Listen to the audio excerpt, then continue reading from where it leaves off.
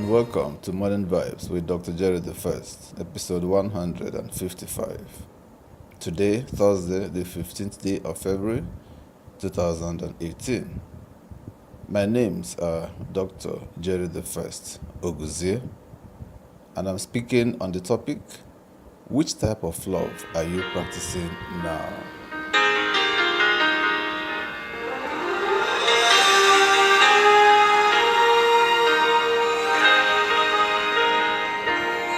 On the 14th of February every year, the world celebrates the Valentine's Day, and which is declared a day of love, in which partners and couples are expected to exchange gifts and do other sort things as to make the day special. We've all been blinded by the blanket of emotions that comes from falling down the precipice of union into love. While we have only one word for it, the ancient Greeks, in their pursuit of wisdom and self-understanding, found 7 different varieties of love that we all experience at some point in our lives. When we understand the different types of love out there, we can become conscious of how deep our connection is with ourselves and the other people in our lives. Eros or erotic love. The first kind of love is Eros love, which is named after the Greek god of love and fertility. Eros represents the idea of sexual passion and desire. The ancient Greeks considered Eros to be dangerous and frightening, as it involves a loss of control through the primal impulse to procreate.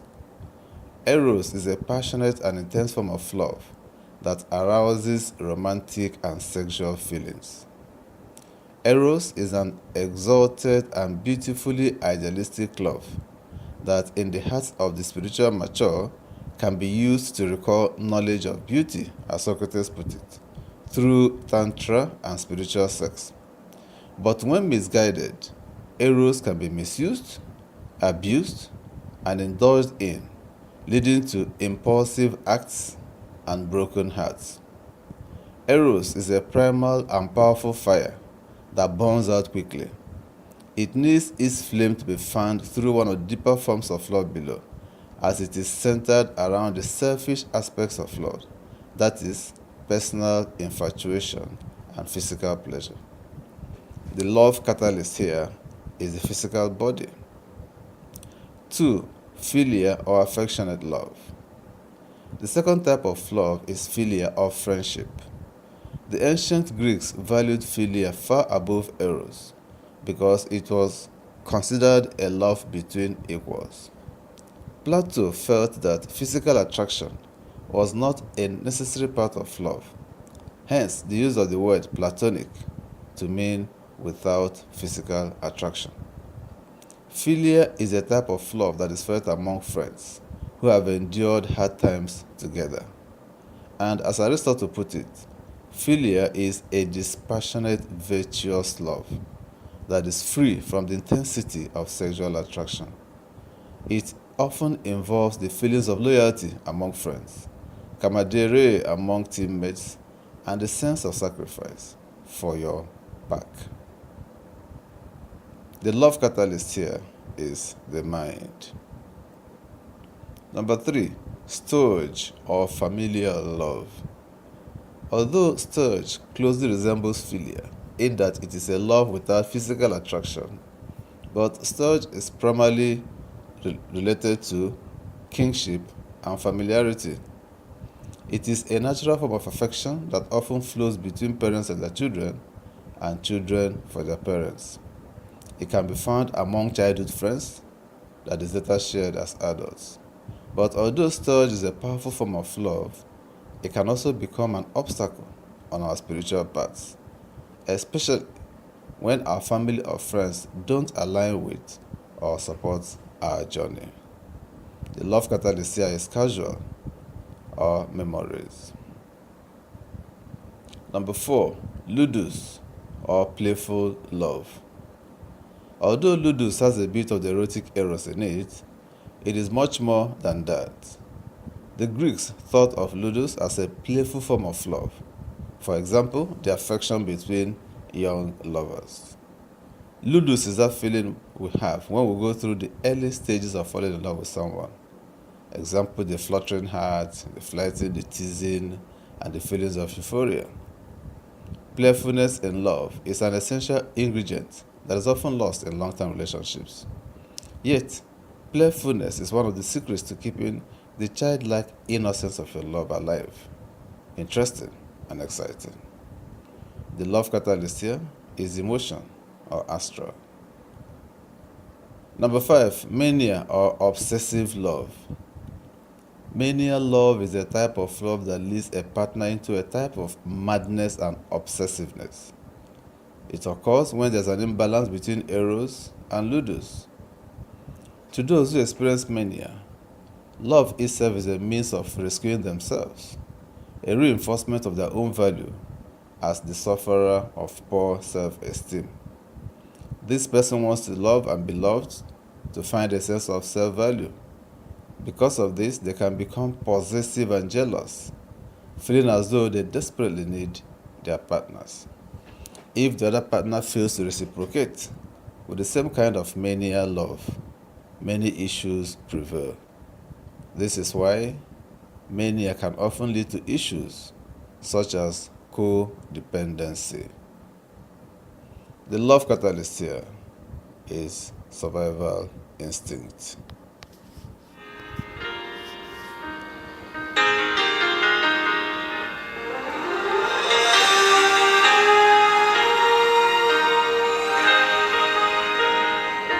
The sixth type of love is pragma or enduring love. Pragma is a love that has aged, matured, and developed over time. It is beyond the physical. It has transcended the causal and is a unique harmony that has formed over time. You can find pragma in married couples who have been together for a long time, or in friendships that have endured for decades. Unfortunately, pragma is a type of love that is not easily found. We spend so much time and energy trying to find love, and so little time in learning how to maintain it. Unlike the other types of love, pragma is the result of effort on both sides.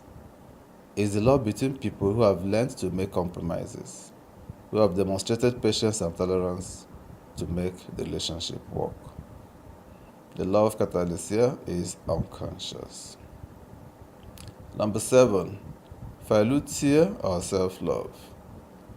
The Greeks understood that in order to care for others, we must first learn to care for ourselves. This form of self-love is not the unhealthy vanity and self-obsession that is focused on personal fame, gain, and fortune, as is the case with narcissism. Instead, philautia is self-love in its healthiest form. It shares the Buddhist philosophy of self-compassion, which is the deep understanding that only once you have the strength to love yourself and feel comfortable in your own skin will you be able to provide love to others. As Aristotle put it, all friendly feelings for others are an extension of a man's feelings for himself. You cannot share what you do not have. If you do not love yourself, you cannot love another else either. The only way to truly be happy is to find that unconditional love for yourself. Only once you learn to love and understand yourself will you be ready to search for the spiritual freedom of the self. The love catalyst here is the soul. Number 8, the last and not the least, agape or selfless love. The highest and most radical type of love, according to the Greeks, is agape or selfless, unconditional love. This type of love is not the sentimental outpouring that often passes as love in our society. It has nothing to do with the condition-based type of love that our sex-obsessed culture tries to pass as love.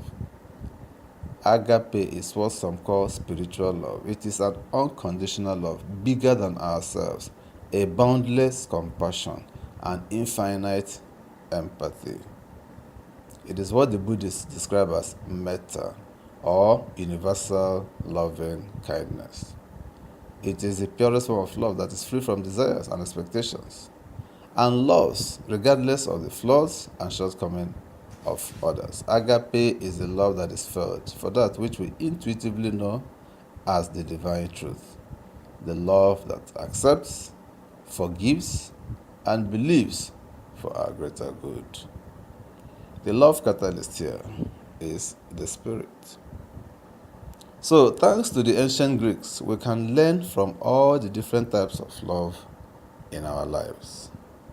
Because of these distinctions, we can learn that in order to truly enjoy eros, we must also search for greater depth through philia and cultivate ludus, avoiding mania as our relationships mature.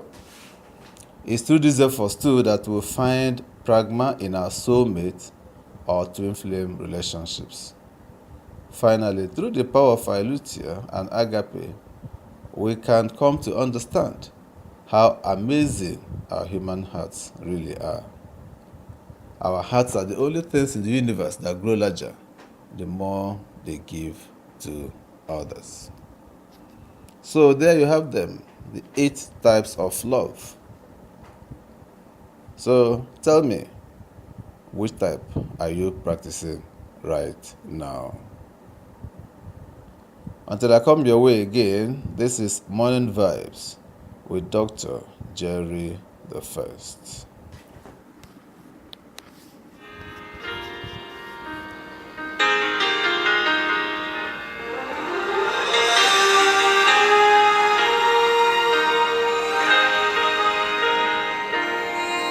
This program is powered by Top It Up Media and Communication, Nigeria. All rights reserved. Thank you for listening to this broadcast this morning. If it has resonated with you, kindly subscribe to our channel and also give us a thumbs up as a show of liking this broadcast. You can also read the full text on our blog, and you can also like our Facebook page. Please kindly find the links to our blog and our Facebook page right in the description box below. And hey, you can also actually click on that bell beside the subscription button so that you can be notified whenever another broadcast is dropped here. Do have a nice day.